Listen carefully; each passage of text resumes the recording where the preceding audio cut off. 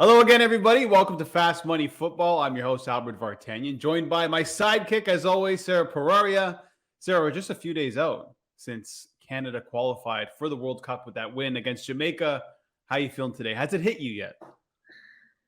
You know what? I don't think it's going to hit me until the draw on Friday and we actually see Canada's name there. We know the group. We can start prepping. I feel like it's still all a dream. I went out yesterday and actually got a newspaper because I was like, I have to keep this like forever. I wanted to do that. I didn't get a chance to, but I'm glad that you did because it's a beautiful front page, actually. Yeah, no, it was great. And I actually have a Toronto Star from 2010 when Spain won the World Cup. I still have it. So it's going to go to the collection. Oh, absolutely. You can frame both of those. That's fantastic. But I'm with you too. I don't think it's really going to hit until the draw on Friday, which I'm really looking forward to. I always look forward to the draw, the World Cup draw, just to see what groups come out. You want to know who the group of death is, the country that you support. You want to see what kind of draw that they got. I was asking James Sharman this yesterday. Obviously, as a Canada supporter, being from Canada, what do you want from this draw? He wants like the toughest draw possible. And I'm kind of with him. I want to see Canada play the best teams because I don't think that there is a such thing as a favorable draw in the Sure. World Cup because anything can happen. CONCACAF team in 2014, Costa Rica finished at the top of their group. That was a group with Italy, Uruguay, and England. Mhm. So anything can happen. So basically, I want a tough group. He wants a tough group. What do you want? I'd like to go for a little half and half. It'd be nice to see Canada, pair up against some big hitters, maybe a Germany, a Spain, and England, Absolutely. Brazil, but at the same time, my hopes are not so high for Canada right now. I think a lot of people are saying are if we get one win in this World Cup, that's a win for us. Um I think it's going to be really difficult for them just because we're a growing team, and that's fine. And what we've done so far has been amazing. But I would like to see them with a couple of teams that they could take out because it would be nice to see some dominant games from them. So I'm Yeah. going for a little half and half. Let's get a couple tough teams, but maybe a nice little a lighter team, an easier team, if that's something you can Give them say. the group of death. Who cares? Give them the group of death and see what they can do. I mean, they made the World Cup. That's a success in its own right. And knowing John Herdman, there's no way that they're going to go there just to fill the numbers. They're going to go there and try and get out of this group, potentially win the group. I know that'll probably be a goal, and it seems unrealistic. But to be honest, going to Qatar seemed unrealistic, and here we are. And they have a chance to finish at the top of the group when they play Panama tomorrow. We'll get into that with James Sharman. But today we have some massive matchups right across the globe. In Europe, Portugal, Macedonia, win and you're in. Simple as that. Then we have Poland against Sweden. Then we have some massive South American CONMEBOL matches we'll get into. But let's start. Sarah, I'll give you an easy question to start off the show. Can Macedonia do it again? Can they knock off a European giant, make it to the World Cup for the first time? As much as I would love to see it, it would be such a story for the history books. I can't see Macedonia doing what they did against Italy to Portugal simply because Portugal's a better team. The way they played, Italy had 33, 32 shots on net and couldn't, put one in the back. I can't see Portugal doing that. Portugal has the ability to score and defend, even with the lack of defenders. So it would be such a fairy tale if it happened, but I think Portugal is just a much better side than Yeah. Macedonia, and then what we saw from Italy as well. Yeah, I'm with you. Italy, very good side. Let's not forget. European champions. They had a lot of chances. They could have put away that game. They didn't. And I always say this, I mention this to you all the time. Anything can happen in these knockout games. They're plus 1400 for a reason. But in a knockout game, anything can happen. And let's not forget, Portugal put themselves in this position, that nil-nil draw against Republic of Ireland. And they only needed a draw against Serbia to clinch the World Cup. That didn't happen. And now they're here. So Portugal, they have this ability to play really well, but sometimes when the pressure is on, they slip up. And I feel like every Euro, every World Cup during the qualification, it's always a battle to get through. And here we are once again. And North Macedonia, they've proven time and time again that they can take out these teams. Yeah, no, it's true. I think that we have to consider Portugal's playing at home, right? They're playing at the Estadio do Dragão, and Yeah. that's gonna, the fans are gonna show up. Portuguese fans, this is their sport. They love football. So I think they're gonna really get behind the team here and we're gonna notice it. Um and I know what you're saying. Portugal's, they should beat a team like Ireland. They absolutely should. But I still think they're a better team than Macedonia. And I think they're gonna play, they're coming off a really solid win off of Turkey. They were scoring goals. Yeah, they conceded one, but they still came out with the W. And I think that's going to give them the confidence they need. And let's not forget that Macedonia did beat a poor Italy side for sure, but they also scored in the 94th minute. Yeah, It I think it was wasn't. 92nd minute. Yeah. Yeah. So I don't know. I'm really struggling to see Portugal not be able to score and win in this game. Yeah, no, I'm with you. I think Portugal's going to win this game. I'm trying to play the other side here because, like I keep saying, in a knockout, anything can happen. And we always mention this, Sarah. The first goal is going to be crucial. Mm. Portugal get that first goal. Macedonia has to open up, and that really plays into Portugal there. Diogo Jota, you have Ronaldo up front, Fernandes, Moutinho. They have so many ways to hurt you. Bernardo Silva. So I think if Portugal get this first goal, game over. If North Macedonia score first, then we got a real game because they're going to do exactly what they did against Italy. They're going to sit back, park the bus, and hopefully score one. And you know what? I wouldn't be surprised if they just play and play and play and try and keep this a draw up until penalties. I wouldn't be surprised to see that. But big news for them. Elmas, their star player, is back. So that's a huge boost. He wasn't there against Italy. They still got the win. Now they're adding some quality.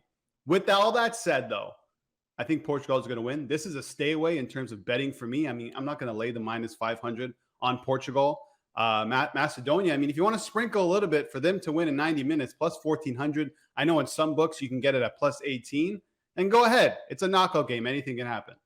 Yeah, honestly, that's what I was thinking. I said, why don't you just, put a little money under Macedonia just in case? Because the return is going to be incredible. Right. Also, I think it would make for a much more exciting game for you because you're just going to be rooting for that underdog. Yeah, it's going to be an incredible game. So Portugal, North Macedonia with the first big one of the day. Also in Europe, Poland plus 137 taking on Sweden. This is the other UEFA World Cup winner take all, which goes today as well. And Poland, by the way, they received a bye to the final after Russia was disqualified from the playoffs. So they didn't play in the last game. Sweden did. How do you see this one playing out? This one's going to be tough, I think. This one's, I think, a so much too. tighter game than, Portugal, Macedonia. Both teams are kind of a little lackluster. Both teams are having, injuries. I think we should have seen both teams potentially qualifying as well and already being, qualified for the World Cup. And they're kind of in that same position. But that being said, I think I am favoring a little bit towards the Sweden side. And maybe that's because I've watched a lot more of the Swedish football, but they're a really solid team. They have some outstanding players. And, I remember in the Euros, they were in the same group as Spain and they gave us the business. And this team is, there's some older players. There's also some really solid young players on this team. Alexander Isak, Kulusevski. These are players that, they're playing at top tier leagues in their club, like at the club level. So I don't know. For me, I think that I'm just slightly favoring Sweden, even though I heard Lewandowski is going to be there for Poland. You can never rule that man out, but there is definitely a difference between Lewandowski for Bayern and Lewandowski for Poland. Yeah, Sweden will also have a veteran back in the ranks, Zlatan Ibrahimovic. I can't even say his name. Zlatan Ibrahimovic expected to play a part in the game, probably off the bench. He's been recovering from an Achilles tendon injury, so that's a good boost for them. Probably his last shot to get to the World Cup, so he's going to really want to get there. I mean, no matter who's in this position, they really want to get to the World Cup. But I'm with you. I think I'm going to side with Sweden as well. I'm going to stay away from the money line because I have a feeling this one is going to go all the way into extra time, potentially penalties. But you can get Sweden at plus 120 to qualify, which covers a win, extra time, 90 minutes, or penalties. I like the draw as well, but the plus 190 is just not enough value there for me. But if you want to sprinkle on something when it comes to the winner's market, I think the draw is probably the way to go. And when I'm looking at this Poland side, yes, they're at home, but poor form. They just won 3 of their last 8 at home, and they only beat Andorra, Albania, and San Marino there. So they've had difficult times, and now they're playing a team, like you said, Sarah, one of the best teams at the Euros. Yeah, for me, there is something about Ibrahimovic being there and wanting him to be in the World Cup just because he is this, incredible player. And Yeah, I think I really would like to actually see Sweden go through, just like a personal opinion. Because I think they're a better side. I think they're going to give more teams more trouble, but I think we all want to see the Lion there one last time. This guy's 40 years old and he's not stopping, and I love it. I love it. All right, so me and Sarah rolling with the Swedes. I like them to qualify at plus 120. Okay, to the CONMEBOL South America, where there's only one spot left. And let me break it down for you. There's a lot going on here. So the top 4 teams in CONMEBOL automatically qualify, and all that's up for grabs is the 5th spot, which ends up being an intercontinental playoff. Peru is currently 5th with 21 points, while Colombia has 20 and Chile has 19 points. So here's a scenario for Peru. Peru, they have the best position here. To get into the playoff, they have to win. All they have to do is pick up the 3 points against 8th place Paraguay. So let's start there. What are you expecting from Peru today? They want it. They want it. They're playing in the Estadio Nacional in Lima. Their fans want it. Like you said, they're in the best position. Even if they have to win, but if they tie and the 2 other teams lose, they can also go through. So it's Yeah. one of those things where we're like, okay, how can everyone go through? There's a couple different scenarios, but I think every team right now is going into today's game. It's the last match of the qualifiers. They're all going in with they need to get the W, and that's what Peru is going to do. And if Peru wins, it's it. Chile, Colombia, they don't stand a chance. Yeah, Peru minus 200. The draw is plus 300. Paraguay plus 550. Prior to that Uruguay loss, they were on a 7-game unbeaten run. So this is a pretty good team. When you look at Paraguay, they're in 8th place for a reason. 1 win in 8, just 12 goals for, 24 conceded. Peru being at home, knowing that all they need, I know all they need is easy to say, but they need 3 points against a team that they can beat. Peru in very good form.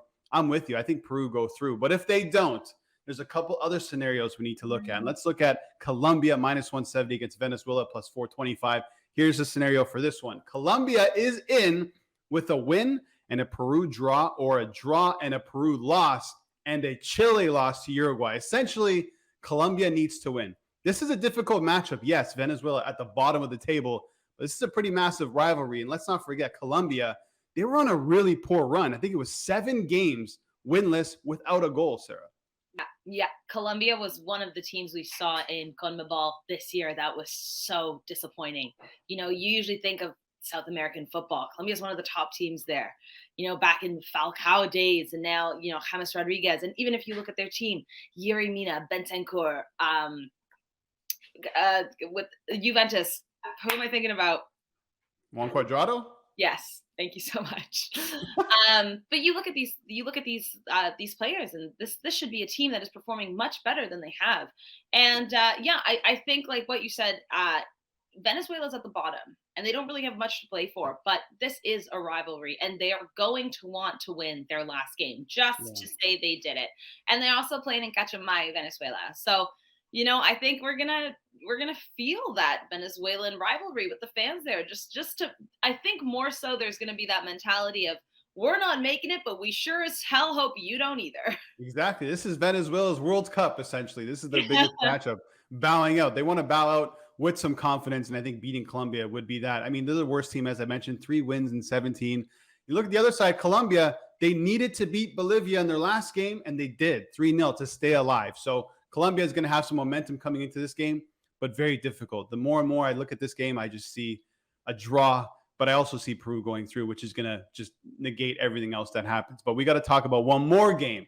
So here's a scenario here between Chile plus 115 against Uruguay plus 230. Uruguay already through. Chile, they need a lot to happen. Here it is. Chile is in a playoff win with a win over Uruguay and a Peru loss and a Colombia loss to Venezuela. There's no way that's happening. Listen, in CONMEBOL, anything can happen. You think Venezuela beat Colombia and Paraguay beat Peru and Chile beat Uruguay? I see Chile potentially being able to beat Uruguay. I think it's going to be much more difficult for Paraguay to beat Peru and Venezuela to beat Colombia. Yeah. Because Uruguay also another one of those teams where, they've qualified, but they're not the Uruguay I once knew. They, in fact, have a really bad, their record is 3 wins and 3 losses in their last 6 matches. Like, they were not as daunting and terrifying as I thought they were going to be in this World Cup qualifier. So I think we could actually see Chile win this game because it's also in Santiago. There's players like we're talking about Alexis, Vidal, Vargas, Medel. this is their last chance. This whole team. We are not going to see Chile like this ever again. They are going to need to revamp this team. And also, I think one of the reasons why they've been so poor, it's a lot of veterans on the team, but I think they're going to come out swinging. Chile is notoriously aggressive. We're probably, if you want to go for that, yellow card for Vidal, put it down. I'd say it'll happen again. But Yeah. yeah, I think Chile just knows they have everything to fight for. Uruguay's already qualified. So I could see Chile winning against Uruguay, but like I said, I don't know if I can see Paraguay beating Peru at all or Venezuela beating Colombia. So What, Chile's really in a bad spot. yeah, what concerns me about Chile is just their form. I mean, they're coming off a 4-0 loss to Brazil. Brazil had nothing to play for. Yeah. The match before that, I'm trying to pull it up here, against Bolivia, they beat them 3-2. And I think they dropped points again, to Argentina 2-1. So they're so inconsistent. They're similar. We talk about Spurs a lot when we're talking about the Premier League with win-loss, win-loss. We're seeing a lot of that from Chile. When it comes to Uruguay, yes, they're through. They barely got through, skin of their teeth, really. But they're in. I want to question kind of their motivation going into this matchup. But when it comes to South America, I mean, these are massive, massive rivalries and matches. And for Uruguay, you want to finish off, I think, this qualifying campaign with a good performance and potentially a win. So I don't think that these teams that are already through or have been eliminated are just going to lay down. That rarely happens. Yeah, no, I couldn't agree with you more. Like you said, well, that's one of the things with the Brazil and Chile game. Brazil and Chile is like a notorious rivalry. Like they have been at each other's throats for so long. So it didn't surprise me that Brazil, came out trying to win and really, put Chile in the ground. But as I said, I think Uruguay will play. They're gonna, start everyone, Suarez, Bentancur, Fede, all the guys. But I think Chile just has a little bit more fight in them just because of what I said. Like there are players that are probably not going to play for Chile ever again. And especially in front of their fans in Santiago, I think we could see Chile winning, which will be heartbreaking because I don't think they'll end up going through. Okay, so if you put money down, who's going through? Peru. Peru. I'm with you. I'm with Peru as well. I mean, I think there's too much that needs to happen for Chile. Colombia, I think probably this outside chance if Peru ends up dropping points. There's a lot of pressure on these teams. These are massive games. So right now, me and Sarah, we got Peru going through, and in Europe, we like Sweden and Portugal to clinch. So basically what's going to happen, that isn't going to happen. North Macedonia is going through, Poland's going through, and Chile somehow, some way are going to get to the World Cup. Very exciting times. We'll be back tomorrow on Fast Money Football. We're going to tee up the Canada-Panama game. Yes, Canada is already through, but they have a chance to finish at the top of their group. We'll also mention some Premier League stuff. Remember club football, Sarah? It's coming back. So, but guys, make sure you follow Sarah at Sara Poraria on Twitter. You can follow me at TheRealBertV. Thanks so much for watching Fast Money Football. I can't speak, but here's the end of the show.